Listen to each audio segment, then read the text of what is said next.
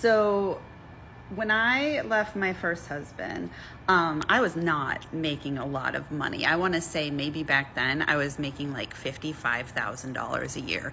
And I had to pay him child support because we had 50-50 custody, and that's how it works. Like, whoever is making more than the other person has to pay that person to make things equitable for the children. And he managed to lose his job while we were separated and going through the divorce, so therefore I had to pay him. And it wasn't a small amount for somebody who was making like $55,000 a year. I want to say it was almost like $400 a month I had to pay him. So during like the year after we split up, I ended up going into about $8,000 in credit card debt. I had to use my credit card sometimes to buy groceries and stuff. Oh, boo-hoo. So I'm a divorced mom of 2, and I have them week on, week off. And sometimes it's really sad. I miss them a lot, and I'm used to seeing them every single day. Last time they were at their dad's, I was like super depressed. And I don't miss being married, but I miss being able to see them every day. But I was just laying here thinking how much better divorced life is. For one, I don't have to have sex if I don't want to. But if I want to, men are easy. You can have sex any night you wanted to have sex. I'm forced to take time for myself, which means that I haven't lost my identity in being a mom.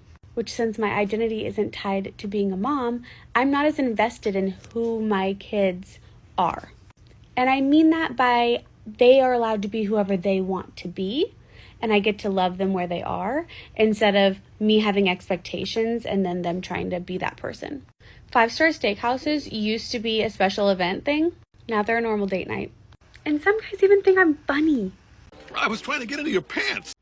All right, well, after 8 months of separation, after divorce, I'm finally going on a date.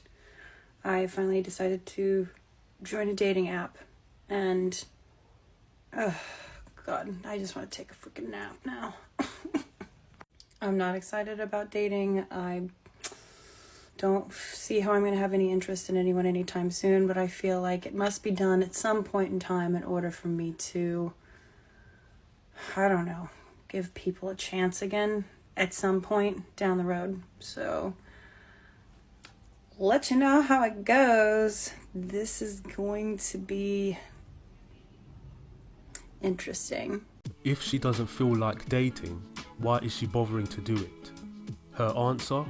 She said she feels like she has to give people a chance further down the road at some point. She is implying that men are getting the opportunity to date her. If this is not entitlement, I really don't know what is. Let's see what happens. Approximately 10 hours later. So he has a girlfriend. They say I love you. They've been dating for a month. They hang out all the time, every day. My first date. In 8 months. / a decade. 1 out of 10 do not recommend. So much for giving these guys an opportunity to date her. She forgot to realise that after she hit the wall, her options took a nosedive, and now the players are having a field day.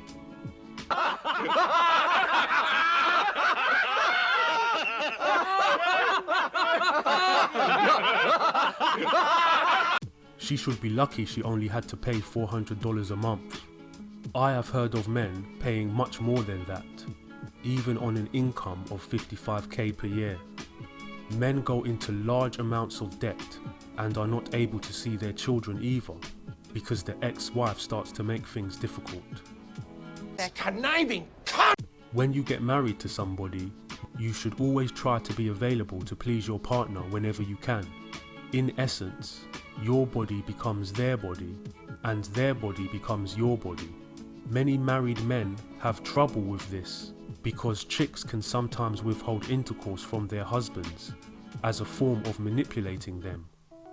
And the fact that she is no longer invested in who her children are becoming, having expectations of them, or having an identity as a mother, is sort of sad. Now she is offering herself up to random dudes to get smashed and passed. Getting smashed after dates at 5-star steakhouses has become a normal routine for her. One thing we can be certain about this chick is She belongs to the streets. Real men of genius.